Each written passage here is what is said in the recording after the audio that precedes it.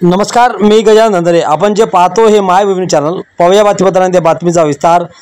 मायभूमीची न्यूजची बातमी लागतात प्रशासन जागी।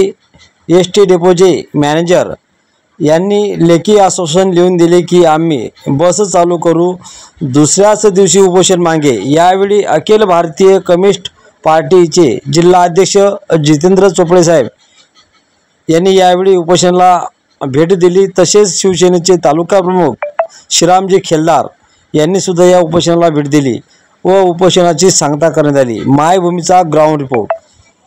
येण्यामध्ये आम्हाला खूप त्रास होतो आणि त्यांचं प्रचंड शैक्षणिक नुकसान त्या ठिकाणी होतं। तर आम्हाला त्या ठिकाणी बसेस उपलब्ध करून दिल्या पाहिजे। आज प्राथमिक स्तरावर आम्ही या ठिकाणी आपल्यासोबत चर्चा करतो, पण मला असं वाटतं की गेल्या 3-4 दिवसामध्ये अगदी मी जवळपास माझ्या त्या 55-60 खेळातले सर्व विद्यार्थी घेऊन जर कधी आलो हे बंद प्यास होऊन जाईल। हो एकदम आणि तेच सांगतो ना, आम्ही हे म्हणजे बिलकुल प्रशासनातलं मी पण आहे, इलेक्टेड अँड सिलेक्टेडमध्ये काम केलेलं आहे। तर माझी विनंती आहे आपल्या प्रशासनाला, म्हणजे BDO साहेब असतील, तहसीलदार साहेब असतील, ADO साहेब असतील, जिल्हाधिकारी असतील आपले किरण पाटील, माझी विनंती आहे आपल्या सर्वांना की शक्य तेवढ्या लवकर आमचा अभ्यास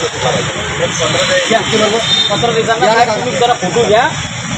पक्षाच्या लोकांनी भेटी दिल्या, सर्व राजकीय पक्षाच्या लोकांनी त्यांना भेटी दिल्या। या ठिकाणी स्वतः एसटी महामंडळाचे डेपो मॅनेजर साहेब यांनी स्वतः बस या ठिकाणी आणली आणि त्यांना सांगितलं की या बसमधून आम्ही पहिले गावाचा सर्वे करू, पुरा मार्गे सर्वे करू, ज्या ठिकाणून आपल्याला बस सुरू करता येईल त्या ठिकाणी आपण बस सुरू करू। त्यांनी बेळगाव डेपोला सुद्धा आश्वासन दिलं होतं, त्या ठिकाणी सुद्धा बस सुरू करण्याचा प्रयत्न करू। या ठिकाणी साहेबांनी त्यांना आश्वासन दिलं, त्यांचं समाधान या ठिकाणी झालेलं आहे।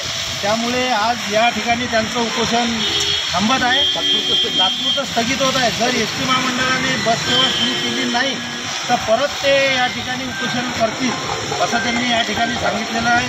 त्यांनी इशारा दिला साहेबांचा आणि त्यांची या ठिकाणी चर्चा ही समाधानपूर्वक झाली असल्यामुळे या ठिकाणी हे उपोषण थांबत आहे। साहेब स्वतः या ठिकाणी बस घेऊन आले आणि त्यांना त्या बसमध्ये नेऊन रस्त्याचा जो काही मार्ग योग्य आहे की नाही ते पाहणी करायला नेत आहेत व त्यांचं या ठिकाणी समाधान होऊन हे उपोषण सुटलेलं आहे।